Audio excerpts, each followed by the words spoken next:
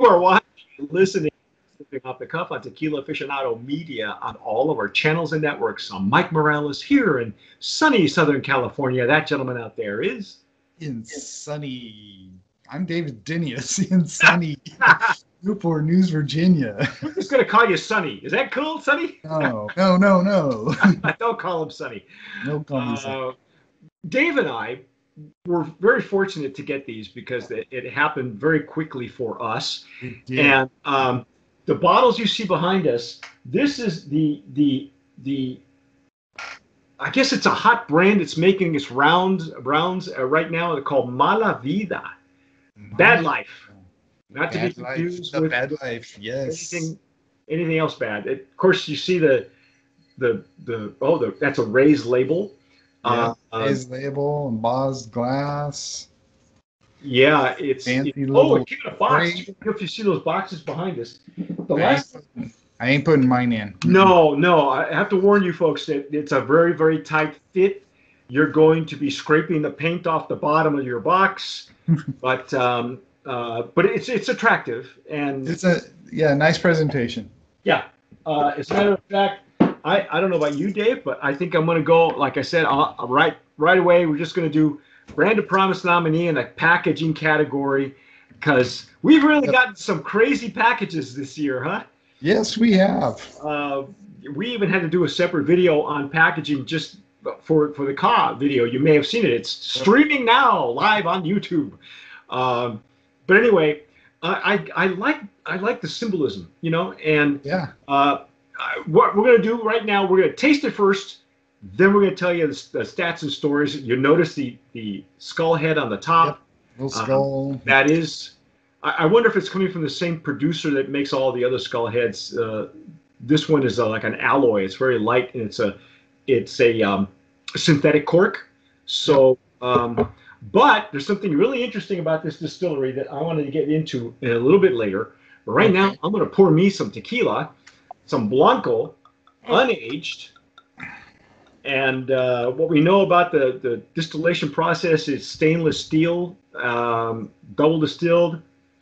There are no additives. They stress it on the box. It's 100% natural. 100% natural. It is autoclave. They do say that, and they're upfront with it. Good. That's good. Here's the kicker. They only have 4 brands that come out of that distillery. 3. Well, 5, right? Is it 5? 3. 3. Okay, excuse me. 3. 3. 1, 2. Trace. Trace. So this is pristine. It's clean. Waiting for it to give me some legs and tears of some sort. Yeah, it's just clinging to the side of the glass. There we go. Here they come. Oh, that is nice. Again, it's visually attractive. It doesn't always give you a lot of clues as to the quality, but some legs and tears on Blancos will cling to the glass and others will stream. I like watching how they behave. Yeah. This one is just naturally. It's just like sheeting on the glass. Yeah. Not leaving many tears, but it's got some streaks in there. Yeah. It looks like it might have a little bit of a mouthfeel to it. Well, that's just it. I think what we look for is visually we try to look for any clues that'll give us a chance to figure out what the mouthfeel will be, whether it'll have structure, whether it'll be. I think it'll be there on the tongue. Yeah, I do too. Since additives are allowed in the tequila industry, some barrels will have glycerin up the wazoo, and glycerin happens naturally in distillation. So this looks to me like it's a natural, whatever glycerin has ever developed in here is natural. The legs are they're there, but wow, it's a nice crown of tears, a nice Corona. Not to be confused with the other Corona, or the other Corona. Anyway, what do we smell? Here we go. Oh, that's bright. bright little citrusy agave. Yep. Yep. Where did you say this distillery was located? What is that little? What is it? Arandas. Is it Arandas? Is this some kind of town? It's a little town. Yeah. We'd never heard of it before. Yeah, it's out in the middle of nowhere. Yeah, well, they mostly are, you know. But yeah. this has got a really bright nose, though. It does. That's interesting. That, you know, because it reminds me. Here's the thing: I'm not sure where the distillery is located and where the agave is being grown are two separate things. But I'm going to assume, because this as small as this distillery looks, I'm going to say that they're growing agave in Arandas, which is the same neighborhood as, you know, El Tesoro, Don Felipe, G4, all those areas there, that little golden triangle. Says crop produced in Los Altos between 1,800 and 2,200 meters above sea level. Los Altos is the highlands. You know, that could be anywhere. The reason I bring it up is because it reminds me more of stuff that I've had from Totonilco, which is the higher where Don Julio and Don Julio, the more reputable brands. I think that's kind of low though on the elevation. No, that's 122. That's meters. That's, yeah, no. But that's still over 3,000 feet. You know, you're talking about that's height. Right. Yeah, they're still above sea level, and that's why it's funny that they call the lowlands or el valle when you're still above sea level. But hey, that's Mexico, you know. That is beautiful. It's bright. It's, like you said, citrusy. You call. I want to say grapefruit or lime, maybe as the citrus. Maybe a little of both. Yeah. It's not really leaning towards one or the other, but it's kind of a melody of the two.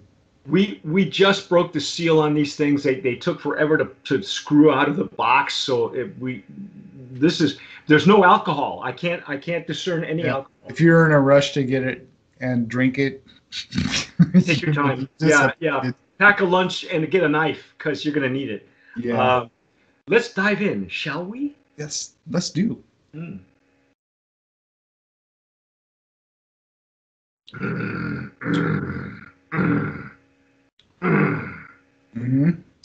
That agave sweetness on the tongue, right at the tip.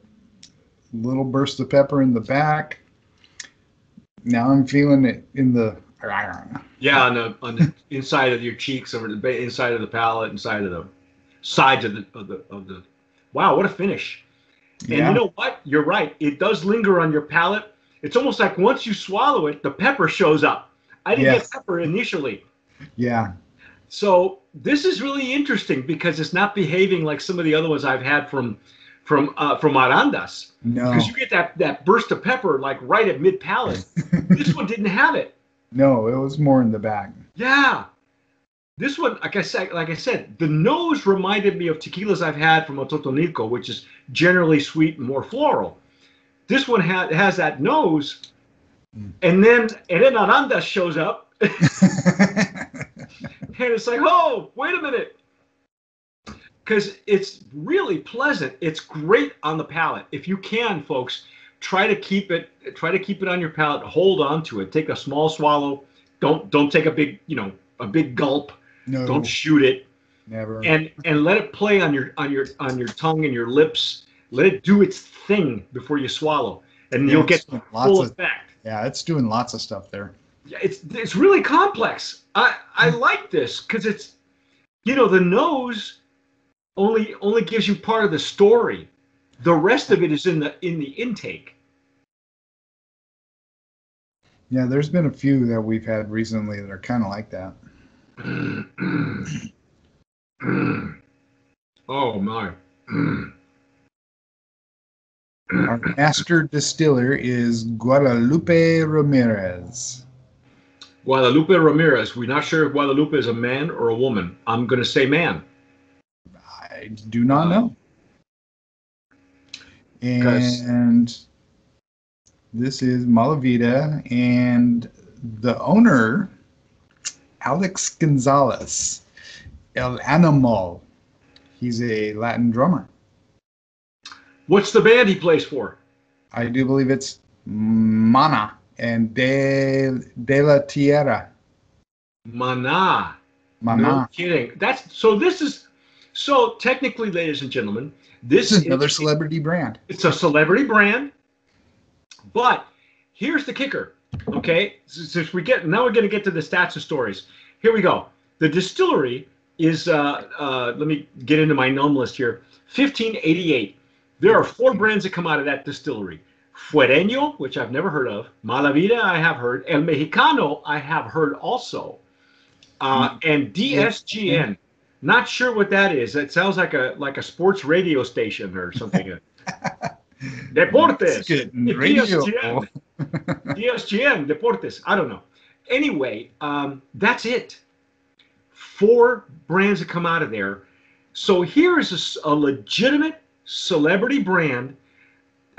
You said that they use autoclaves, that they use the information on the bottle on the side. We got no POS, no brochure, no nothing, and that's fine because we actually like it, but it's not like it's necessary. It says stainless steel stills. Not sure if there's any copper involved. Never been in barrels for the Blanco. Yeah, the Blanco has never been in barrels, and they do state 100% natural. They don't add anything else. Okay. I know that there's a big rigmarole right now going on with does it have additives and whatever. Just remember, folks, additives are allowed by the normas. The rules and regulations say you can add them, and it's up to us to decide whether we want the really super sweet tequilas or we want the tried and true, the stuff that the old school, right? And there's room for everybody, right? But I love this, man. This is wow.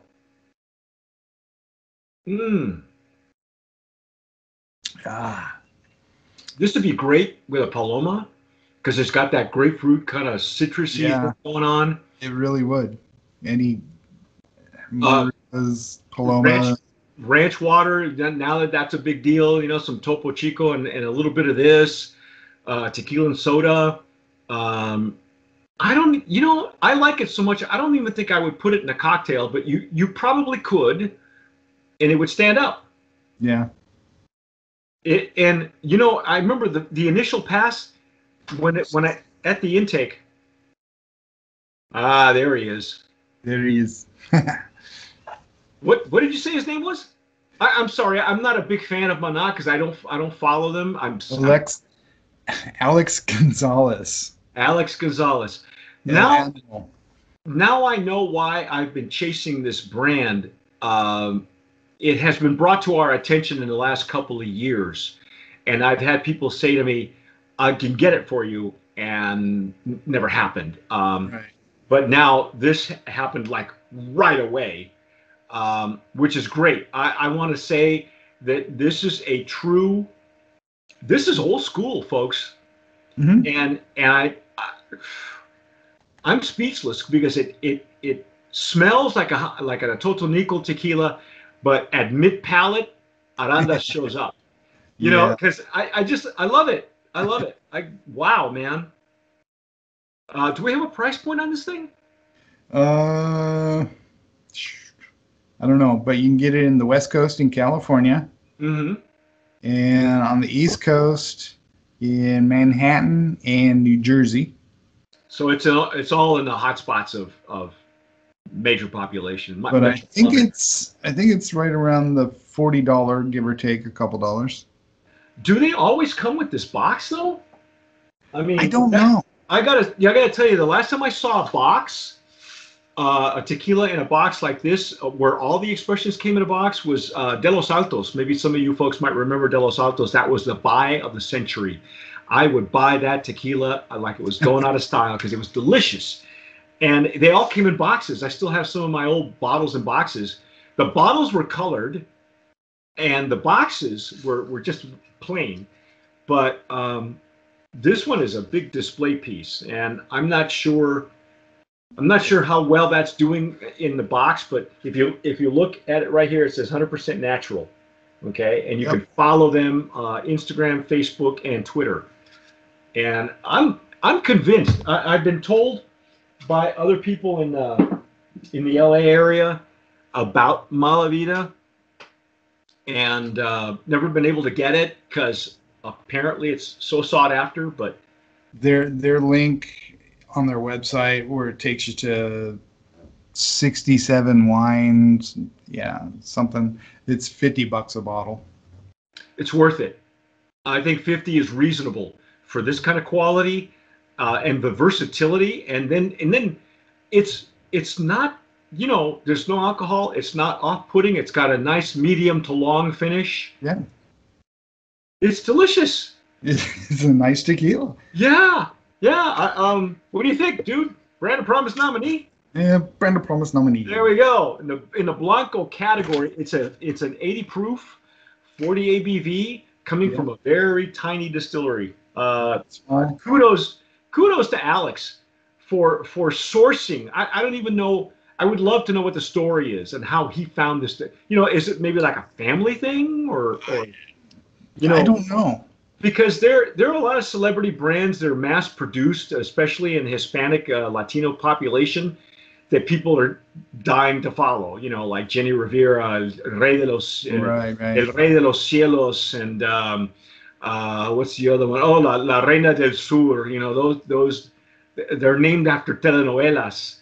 Even Montalvo tequila. For those of you that remember, if you remember Destilando Amor, another famous tequila-based, telenovela, that was a diffuser tequila. Some of the better made ones, because there are some that are made fairly decently, and there are others that are just, Anyway, this is all natural. Brand of Promise nominee in the Blanco category. Yeah.